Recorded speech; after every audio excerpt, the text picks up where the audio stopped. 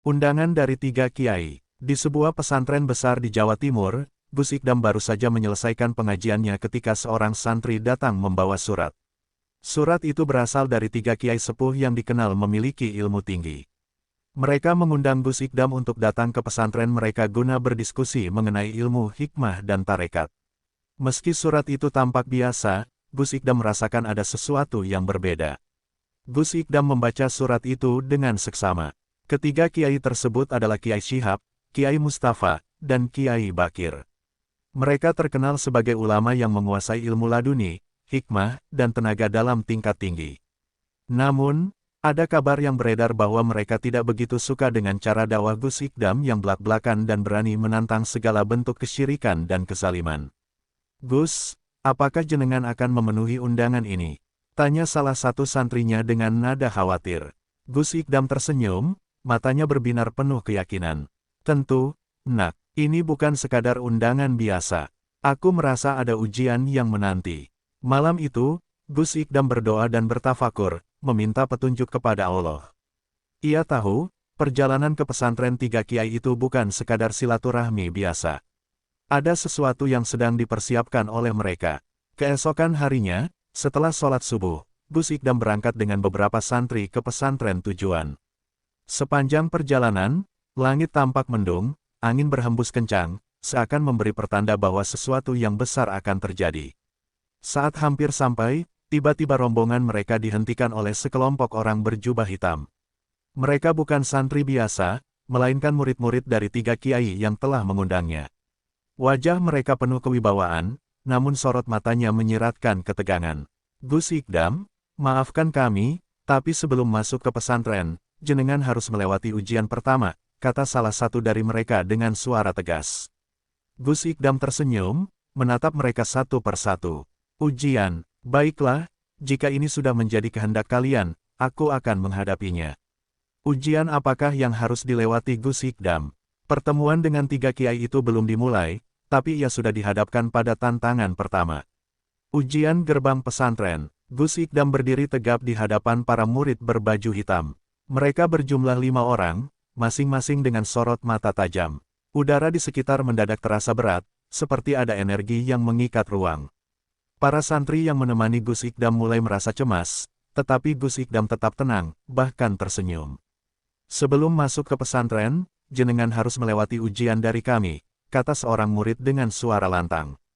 Gus Ikdam mengangguk pelan. "Silakan, aku siap." Salah satu murid melangkah maju. Ia mengangkat tangan kanannya, membentuk simbol tertentu di udara. Seketika, angin berputar di sekelilingnya, menciptakan pusaran kecil. Lalu, dengan satu hentakan kaki, tanah di sekitar mereka bergetar. "Ini adalah ilmu warisan pesantren kami, ilmu bumi guncang," serunya. Gus Ikdam hanya tersenyum. Ia menarik napas dalam, lalu menepuk tanah dengan ujung jari kakinya. Seketika getaran tanah berhenti, seolah energi yang dikeluarkan oleh lawannya terserap begitu saja. Para murid berbaju hitam terkejut. "Ilmu yang bagus, tapi kurang kuat," kata Gus Ikdam dengan lembut. Murid kedua maju. Ia merapalkan doa, lalu dari kedua tangannya muncul api kecil yang berputar-putar. "Kalau begitu, hadapi ini," serunya sambil melemparkan api itu ke arah Gus Ikdam. Api meluncur cepat, berubah menjadi bola raksasa yang siap melumat apapun yang ada di hadapannya. Tanpa gentar, Gus Ikdam mengangkat tangan kanannya, lalu mengibaskannya ke udara seperti sedang memadamkan lilin. Ajaib, api yang tadinya berkobar langsung padam tanpa meninggalkan jejak. Para santri yang menyaksikan kejadian itu terpana. "Ternyata benar, jenengan bukan orang sembarangan," gumam murid kedua, matanya membelalak. 3 murid lainnya maju bersamaan. Mereka berpegangan tangan, membentuk lingkaran, lalu mengeluarkan cahaya biru dari tubuh mereka. Cahaya itu membentuk perisai energi yang berputar cepat. "Ini adalah formasi, tameng langit, pertahanan tertinggi kami," kata salah satu dari mereka. Gus Ikdam tersenyum tipis. Ia merogoh tasbih yang selalu dibawanya, lalu menggenggamnya erat. "Jika kalian ingin melihat kekuatan hakiki, perhatikan baik-baik," katanya pelan. Ia melafalkan ayat suci dengan suara tenang namun penuh wibawa. Tiba-tiba, hembusan angin yang lembut menerpa perisai cahaya mereka. Dalam sekejap, perisai itu mulai retak, lalu hancur berkeping-keping. Para murid terdorong ke belakang, terduduk di tanah dengan wajah pucat. Mereka saling berpandangan, lalu menundukkan kepala. Kami mengaku kalah, Gus. Silakan masuk. Gus Ikdam tersenyum, lalu melangkah melewati mereka. Ia tahu, ini baru awal dari ujian yang sesungguhnya. 3 kiai yang menantinya pasti memiliki ilmu yang jauh lebih dahsyat. Apa yang akan terjadi selanjutnya? Bagaimana pertemuannya dengan 3 kiai itu? Pertemuan dengan 3 kiai. Setelah melewati ujian dari para murid berbaju hitam, Gus Ikdam melangkah memasuki pesantren dengan tenang. Bangunan pesantren itu megah, dikelilingi oleh pepohonan tua yang menjulang tinggi. Suasana terasa sakral, seakan tempat itu menjadi pusat energi spiritual yang besar. Di sebuah pendopo luas, 3 sosok kiai telah duduk bersila menunggu kedatangannya. Mereka adalah Kiai Syihab, seorang ulama dengan jubah putih bersih dan sorot mata tajam, Kiai Mustafa, seorang kiai bertubuh kekar dengan wajah penuh wibawa, dan Kiai Bakir, kiai yang dikenal memiliki ilmu hikmah tingkat tinggi. Gus Ikdam melangkah maju, lalu membungkukkan badan dengan penuh hormat. Assalamualaikum, para guru. Waalaikumsalam, jawab Kiai Syihab, suaranya berat dan berwibawa. Ia menatap Gus Ikdam dengan tajam, lalu berkata, kami telah mendengar banyak tentang dirimu, Gus Ikdam. Kau dikenal sebagai pendakwah yang berani dan memiliki ilmu yang tidak biasa. Namun, kami ingin mengujimu sendiri. Apakah kau benar-benar sekuat yang dikatakan orang-orang? Gus Ikdam tersenyum tipis. Ilmu sejati bukan untuk pamer kekuatan, Kiai. Jika memang harus diuji, saya siap. Kiai Mustafa terkekeh. Bagus, kau punya sikap yang rendah hati. Namun, di dunia ini, ilmu bukan sekadar untuk berbicara. Kau harus membuktikan bahwa kau layak disebut sebagai ulama yang memiliki ilmu hakiki. Kiai Bakir, yang sejak tadi diam, tiba-tiba mengangkat tangannya. Angin di sekitar pendopo mendadak berputar, menimbulkan pusaran kecil di lantai. Gus Ikdam, kau akan menghadapi kami bertiga dalam 3 tahap ujian. Setiap ujian akan menguji satu aspek penting dalam ilmu hikmah. Jika kau berhasil melewatinya, maka kami akan mengakui keilmuanmu.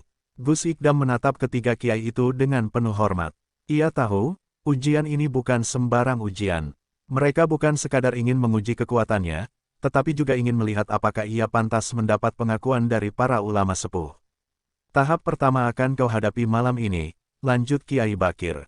Bersiaplah. Malam pun tiba. Gus Ikdam duduk bersila di dalam pendopo, menanti ujian pertamanya. Cahaya lampu minyak berpendar redup, menambah aura mistis di tempat itu. Dari kegelapan, Kiai Syihab maju ke depan. Ia mengangkat tangannya perlahan, lalu menekan udara di depannya. Seketika, Gus Ikdam merasakan tekanan besar yang datang dari segala arah. Udara seakan berubah menjadi dinding tak kasat mata yang menghimpit tubuhnya.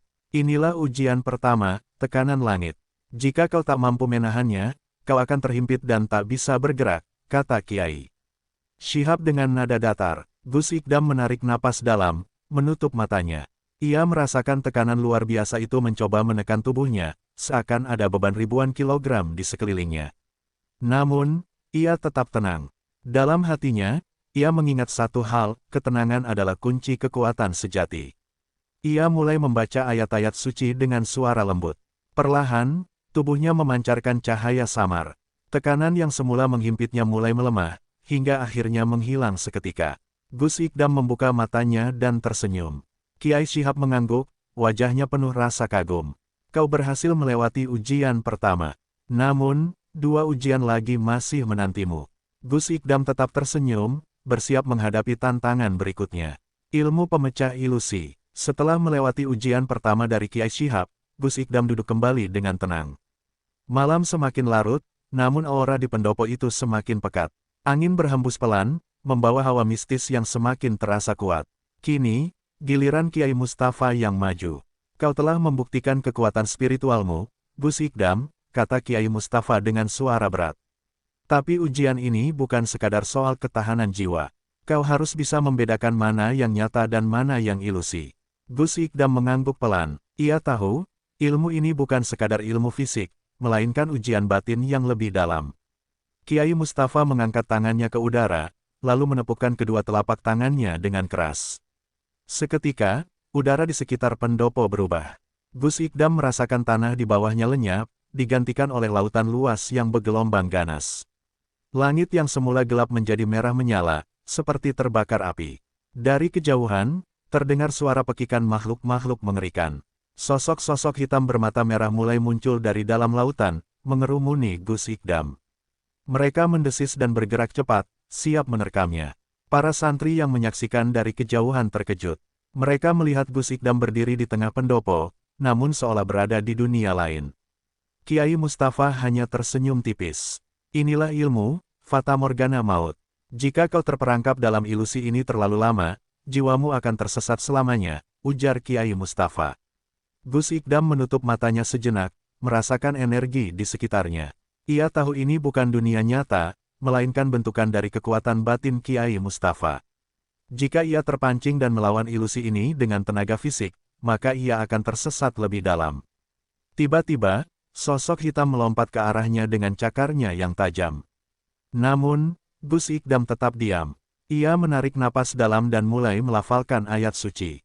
Setiap kata yang ia ucapkan mengeluarkan gelombang cahaya yang merambat ke seluruh ruang ilusi itu.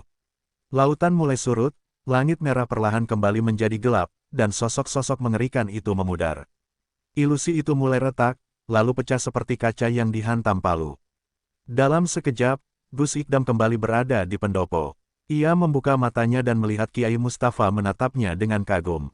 Kau berhasil, Gus, kata Kiai Mustafa sambil mengangguk. Tidak banyak yang bisa lolos dari ilmu ini. Gus Ikdam hanya tersenyum. Kebenaran selalu lebih kuat daripada ilusi, Kiai. Kini, hanya tersisa satu ujian lagi, dan Kiai Bakir yang akan mengujinya.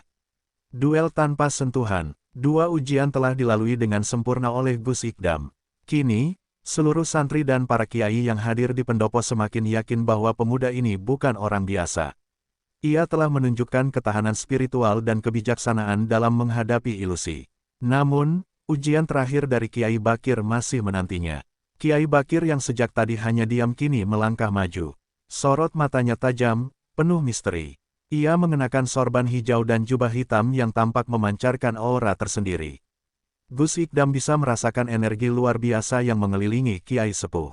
Itu, Gus Ikdam, ucap Kiai Bakir, suaranya dalam dan tenang. Ilmu sejati bukan hanya tentang ketahanan jiwa dan kejelian melihat kebenaran.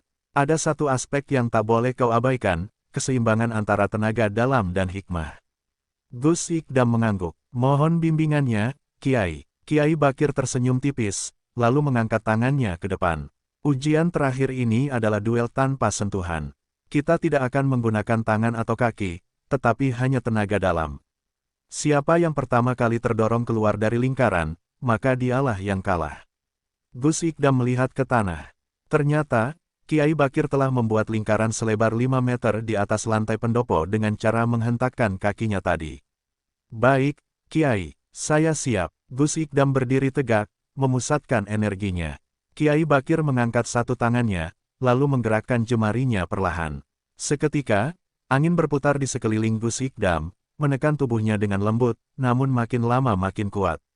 Gus Ikdam merasakan dorongan itu, tetapi ia tetap diam. Ia menyesuaikan napasnya, lalu mengaktifkan tenaga dalamnya dengan membaca zikir dalam hati. Perlahan, tekanan angin itu melemah. Kiai Bakir tersenyum. Bagus, kau bisa menetralkan seranganku. Tapi bagaimana dengan ini? Tiba-tiba, tubuh Kiai Bakir bergetar halus, lalu dari tubuhnya terpancar gelombang energi tak kasat mata. Gus Ikdam merasakan dorongan besar datang dari segala arah. Ini bukan lagi sekadar angin, tetapi tekanan murni dari tenaga dalam yang sangat kuat.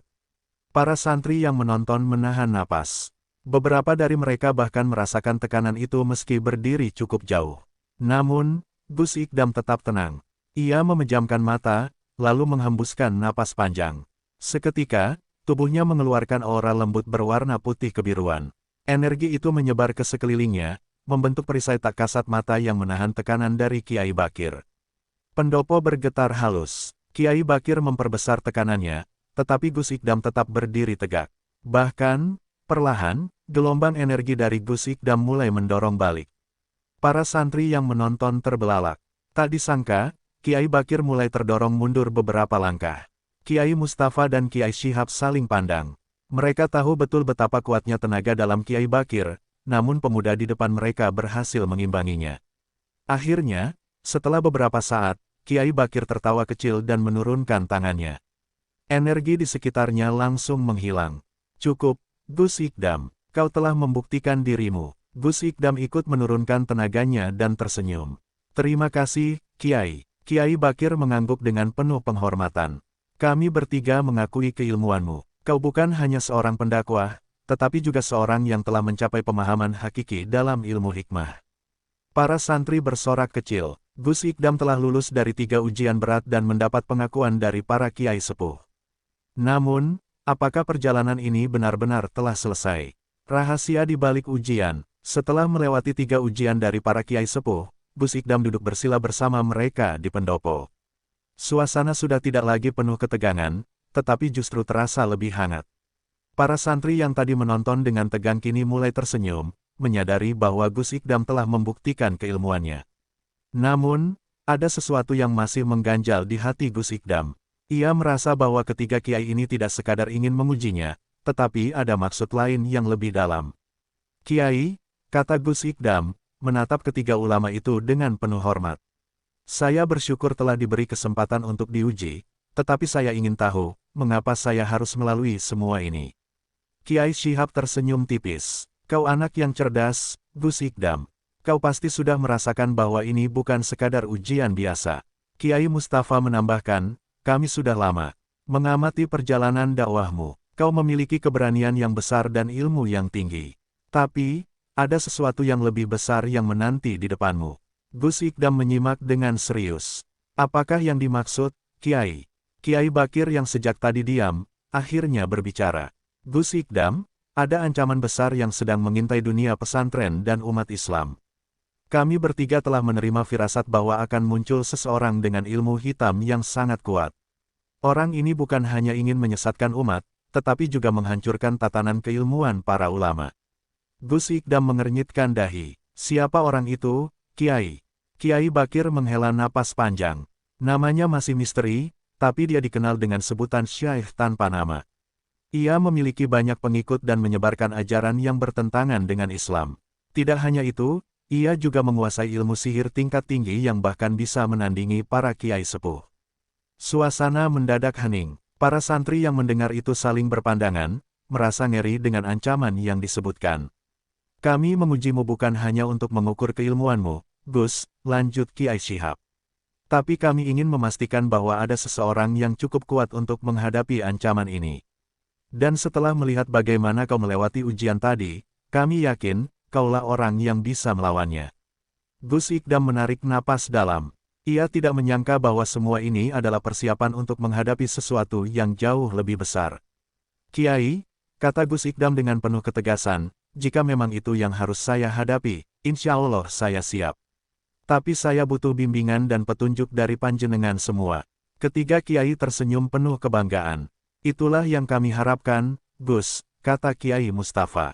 Tapi sebelum kau berangkat menghadapi Syaikh tanpa nama, ada satu ilmu rahasia yang harus kau pelajari. Gus Ikdam menatap mereka dengan penuh semangat. Ilmu apakah yang akan dia pelajari? Dan bagaimana pertemuannya dengan sosok misterius Syaikh tanpa nama? Ilmu pamungkas dari 3 kiai. Setelah mendengar tentang ancaman dari Syaikh tanpa nama, Gus Ikdam menyadari bahwa perjalanannya belum berakhir. Ia harus mempersiapkan diri untuk menghadapi musuh yang tidak biasa, seorang yang menguasai ilmu hitam tingkat tinggi dan memiliki banyak pengikut. Kiai Bakir, Kiai Syihab, dan Kiai Mustafa saling berpandangan, lalu mengangguk satu sama lain. Kiai Bakir pun berbicara, Gus Ikdam, sebelum kau berangkat menghadapi bahaya, ada satu ilmu yang harus kau kuasai. Ini adalah ilmu pamungkas yang hanya diajarkan pada orang yang benar-benar terpilih. Gus Ikdam menundukkan kepala. Saya siap, Kiai. Mohon bimbingannya. Kiai Mustafa bangkit dan melangkah ke tengah pendopo. Dengan satu gerakan tangannya, lantai kayu pendopo bergetar, lalu perlahan terbuka, menampakkan tangga batu yang menuju ke bawah tanah. Para santri terkejut. Tak ada yang tahu bahwa di bawah pesantren ini tersembunyi ruang rahasia. Turunlah, kata Kiai Mustafa. Gus Ikdam mengikuti mereka menuruni tangga. Suasana di bawah tanah terasa sejuk dan penuh ketenangan. Di ujung lorong, mereka tiba di sebuah ruangan besar yang dindingnya dipenuhi tulisan Arab kuno dan simbol-simbol hikmah. Di tengah ruangan, ada batu hitam berbentuk segi delapan dengan cahaya redup yang memancar dari permukaannya.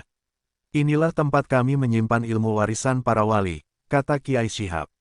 Dan inilah ilmu yang akan kau pelajari, ilmu Nurul Haq. Gus Ikdam menatap batu itu dengan penuh takjub.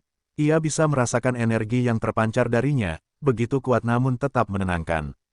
Kiai Bakir menjelaskan, ilmu Nurul Haq adalah ilmu yang bisa menembus kegelapan, menghancurkan tipu daya sihir, dan melumpuhkan kekuatan jahat tanpa harus menyentuhnya. Tapi untuk menguasainya, kau harus melewati latihan yang sangat berat. Gus Ikdam mengangguk mantap. Saya siap menjalani latihan apapun, Kiai. Kiai Mustafa tersenyum. Baiklah, kita mulai sekarang. Latihan dimulai. Gus Ikdam duduk bersila di atas batu hitam itu. Kiai Bakir mulai membaca doa-doa khusus, sementara Kiai Shihab dan Kiai Mustafa mengarahkan energi mereka ke tubuh Gus Ikdam. Saat doa-doa dilantunkan, Gus Ikdam merasakan tubuhnya mulai terasa ringan. Seperti ada kekuatan yang mengangkatnya perlahan. Ia menutup matanya dan mulai merasakan getaran-getaran halus di sekelilingnya. Tiba-tiba, ia melihat bayangan hitam yang berusaha menyerang pikirannya. Sosok itu melayang-layang, berubah-ubah bentuk, dan berbisik dengan suara mengerikan. Ilmu ini bukan untukmu. Kembalilah sebelum kau binasa. Gus Ikdam tidak terpengaruh. Ia mengingat semua ajaran yang ia pelajari, lalu membaca ayat suci dalam hati. Cahaya putih menyelimuti tubuhnya, dan bayangan hitam itu berteriak sebelum akhirnya menghilang. Ia membuka matanya dan melihat ketiga kiai itu tersenyum puas. Kau telah melewati tahap pertama, kata Kiai Bakir. Kini kau tinggal menyempurnakan ilmu ini sebelum menghadapi Syaikh tanpa nama. Gus Ikdam mengangguk. Ia tahu, pertarungan sesungguhnya semakin dekat. Menguak jejak Syaikh tanpa nama. Setelah berhasil menguasai tahap awal ilmu Nurul Haq, Gus Ikdam kembali ke pendopo bersama ketiga kiai. Wajahnya tetap tenang, tetapi di dalam hatinya, ia merasa gelombang energi baru yang sangat kuat. Kiai Mustafa menatapnya dengan bangga. Gus Ikdam, sekarang kau telah memiliki bekal untuk menghadapi Syaikh tanpa nama. Tapi masih ada satu hal yang harus kau lakukan sebelum bertemu dengannya. Gus Ikdam mengangkat alis. Apa itu, Kiai? Kiai Shihab menjelaskan, kita harus mencari tahu di mana dia berada. Syaikh tanpa nama bukanlah orang biasa. Ia memiliki pengikut fanatik dan bersembunyi di tempat yang sulit dijangkau. Kiai Bakir menambahkan, kami mendapat informasi bahwa seseorang pernah bertemu dengannya. Orang itu kini bersembunyi di sebuah desa terpencil di kaki Gunung Lawu. Gus Ikdam mengangguk. Kalau begitu, saya akan berangkat ke sana. Para santri yang mendengar itu terkejut. Gus, bukankah itu terlalu berbahaya?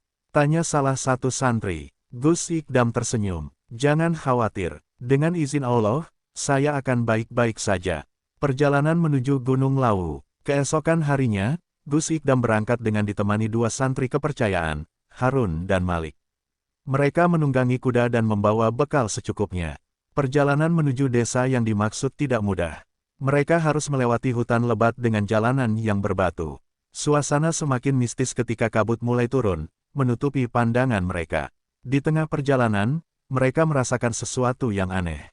Suasana menjadi hening, tidak ada suara burung atau hewan lain. Angin berhembus dingin, dan mereka mulai merasa seperti sedang diawasi. Tuan, sepertinya ada yang mengikuti kita, bisik Harun. Gus Ikdam mengangguk. Tetap tenang, jangan tunjukkan rasa takut. Tiba-tiba, dari balik pepohonan, muncul beberapa sosok berjubah hitam dengan wajah tertutup kain. Mereka berdiri melingkari Gus Ikdam dan para santrinya. Sebaiknya kalian kembali, kata salah satu dari mereka dengan suara berat. Jangan mencampuri urusan yang bukan urusan kalian. Gus Ikdam menatap mereka dengan tajam. Kami hanya ingin bertemu seseorang di desa. Kami tidak mencari masalah. Orang berjubah itu tertawa pelan. Terlambat, kalian sudah masuk ke wilayah yang tidak seharusnya. Tanpa peringatan, mereka mengangkat tangan, dan dari telapak tangan mereka keluar asap hitam yang berputar seperti pusaran angin. Dalam sekejap, kabut semakin tebal dan mereka lenyap dari pandangan. Harun dan Malik bersiaga, tetapi Gus Ikdam tetap tenang. Ia memejamkan mata, lalu membaca doa khusus yang diajarkan Kiai Bakir. Seketika, cahaya putih menyelimuti tubuh mereka, menembus kabut dan mengusir ilusi yang diciptakan para penjaga misterius itu. Saat kabut hilang, orang-orang berjubah hitam itu tampak terkejut. Salah satu dari mereka berbisik, Dia sudah menguasai ilmu itu. Gus Ikdam melangkah maju. Jika kalian pengikut Syaikh tanpa nama, sampaikan padanya. Aku akan datang menemuinya, entah dia siap atau tidak. Orang-orang itu saling pandang, lalu menghilang ke dalam bayangan hutan. Harun dan Malik menghela napas lega. Gus, mereka benar-benar kuat. Gus Ikdam tersenyum tipis. Ini baru permulaan. Perjalanan kita masih panjang. Mereka pun melanjutkan perjalanan menuju desa di kaki Gunung Lawu. Di sana, seseorang yang mengetahui keberadaan Syaikh tanpa nama sedang menunggu mereka. Pertemuan dengan sang saksi. Setelah melewati hutan penuh kabut dan menghadapi para penjaga misterius, Gus Ikdam dan kedua santrinya akhirnya tiba di sebuah desa terpencil di kaki Gunung Lawu. Desa itu tampak sepi, seolah-olah penghuninya enggan keluar rumah. Saat mereka berjalan di jalanan desa yang berbatu, seorang lelaki tua tiba-tiba muncul dari balik pintu sebuah rumah. Wajahnya penuh keriput, matanya tajam, dan tubuhnya tampak kurus. Ia menatap Gus Ikdam dengan ekspresi serius. Kalian yang disebut dalam firasatku, kata lelaki tua itu. Gus Ikdam memberi salam dan mendekat. Saya Gus Ikdam, apakah Anda orang yang mengetahui tentang Syaikh tanpa nama? Lelaki tua itu mengangguk. Namaku Ki Wirya, aku pernah bertemu dengan dia, dan aku hampir kehilangan nyawaku. Kisah Ki Wirya, mereka bertiga duduk di dalam rumah Ki Wirya yang sederhana. Lelaki tua itu menuangkan teh panas ke dalam cangkir bambu dan mulai bercerita. Dulu, aku adalah seorang pencari ilmu. Aku mengembara ke banyak tempat, hingga akhirnya aku mendengar tentang seorang guru yang konon memiliki ilmu tertinggi, tetapi namanya tidak pernah disebutkan. Dia dikenal sebagai Syaikh tanpa nama.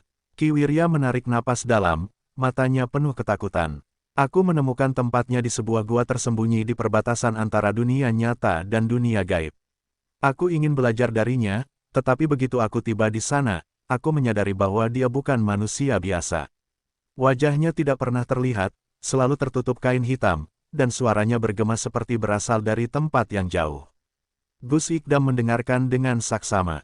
Apa yang terjadi selanjutnya? Ki Wirya menggenggam tangannya dengan erat. Dia memberiku satu ujian, mencium tangannya. Aku ragu, tetapi saat aku hampir menyentuhnya, aku melihat bayangan mengerikan di balik kain hitamnya. Seperti ada ratusan wajah yang menangis dan berteriak. Ki Wirya menelan ludah. Aku sadar bahwa dia bukan hanya seorang guru ilmu hikmah, tetapi juga seseorang yang telah mengorbankan banyak jiwa untuk memperoleh kesaktiannya. Aku berlari sekencang-kencangnya, meninggalkan tempat itu. Sejak saat itu, aku selalu merasa dia mengawasiku. Harun dan Malik saling berpandangan. Lalu, di mana tempatnya sekarang?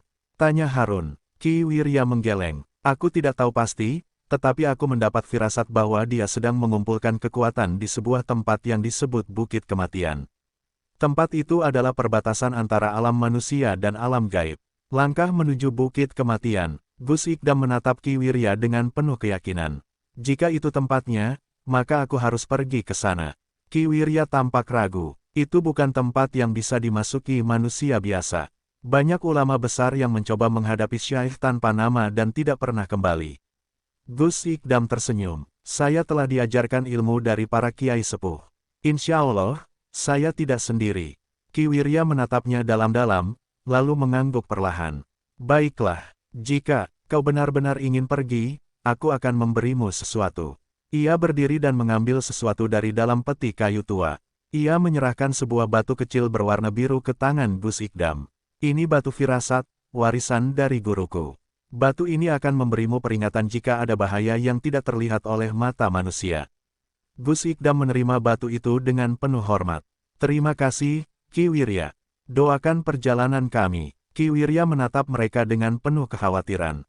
Berhati-hatilah, Gus Ikdam. Kau akan menghadapi sesuatu yang lebih dari sekadar manusia. Dengan bekal informasi yang cukup, Gus Ikdam dan kedua santrinya bersiap melanjutkan perjalanan menuju Bukit Kematian. Di sanalah, pertempuran sesungguhnya akan terjadi. Pertempuran di Bukit Kematian. Setelah mendapatkan petunjuk dari Ki Wirya, Gus Ikdam bersama Harun dan Malik melanjutkan perjalanan menuju Bukit Kematian. Tempat itu terkenal sebagai wilayah yang jarang dikunjungi manusia, penuh dengan aura mistis dan dikelilingi oleh hutan lebat yang dianggap angker. Langit tampak semakin gelap saat mereka semakin dekat. Udara yang tadinya sejuk berubah menjadi dingin menusuk, meskipun tidak ada angin yang berhembus. Batu firasat yang diberikan Ki Wirya mulai bergetar di genggaman Gus Ikdam, menandakan bahwa bahaya semakin dekat.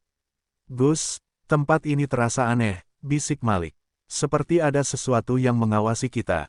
Gus Ikdam mengangguk. "Tetap tenang. Jangan biarkan rasa takut menguasai kalian." Mereka berjalan lebih dalam hingga akhirnya tiba di puncak bukit. Di sana, berdiri sebuah batu besar berbentuk gerbang dengan tulisan kuno yang bersinar merah. Di depan batu itu, berdiri seseorang dengan jubah hitam panjang, wajahnya tertutup kain gelap, dan tubuhnya dikelilingi kabut pekat. "Syaikh tanpa nama," gumam Gus Ikdam. Sosok itu tertawa pelan. "Jadi, kau akhirnya datang, aku sudah menunggumu, Gus Ikdam." Ilmu hitam vs ilmu Nurul Haq. Tanpa banyak bicara, Syaikh tanpa nama mengangkat tangannya. Dari telapak tangannya, muncul asap hitam pekat yang tiba-tiba menyerang Gus Ikdam dan kedua santrinya. Harun dan Malik berusaha menghindar, tetapi asap itu bergerak seperti ular, melilit tubuh mereka dan membuat mereka sulit bernapas. Gus Ikdam langsung membaca doa khusus yang diajarkan oleh Kiai Bakir. Cahaya putih menyelimuti tubuhnya, lalu menyebar ke sekelilingnya. Dalam sekejap, asap hitam itu menghilang, melepaskan Harun dan Malik dari cengkeramannya. Syaikh tanpa nama tertawa. "Menarik, kau memang berbeda dari yang lain." Gus Ikdam melangkah maju. "Ilmu yang kau miliki bukanlah ilmu yang benar. Kau menyesatkan umat dengan kekuatan kegelapan." Syaikh tanpa nama mengangkat tangannya lagi, kali ini melepaskan puluhan bayangan hitam yang berlari ke arah Gus Ikdam. Tanpa gentar, Gus Ikdam membaca ilmu Nurul Haq yang telah ia pelajari. Tubuhnya bersinar terang, dan dalam sekejap, semua bayangan hitam itu terbakar dan lenyap. Syaikh tanpa nama terdiam. "Jadi, kau sudah menguasai ilmu itu." Gus Ikdam menatapnya tajam. "Menyerahlah, sebelum terlambat." Namun, Syaikh tanpa nama justru tertawa lebih keras. "Menyerah? Tidak semudah itu, Gus Ikdam." Tiba-tiba, tanah di bawah mereka bergetar. Batu-batu melayang di udara, dan langit semakin gelap. Syaikh tanpa nama mengeluarkan kekuatan penuhnya, membentuk pusaran energi hitam yang menyedot segala sesuatu di sekitarnya. Puncak pertempuran. Gus Ikdam menyadari bahwa ini adalah momen penentuan. Ia harus mengeluarkan seluruh kemampuannya. Ia duduk bersila di tengah pusaran energi, menutup mata, dan mulai membaca doa terakhir yang diajarkan oleh ketiga kiai. Cahaya putih yang tadinya hanya menyelimuti tubuhnya kini berubah menjadi bola cahaya besar yang terus membesar. Syaikh tanpa nama mencoba menahan cahaya itu dengan kekuatan hitamnya, tetapi semakin lama,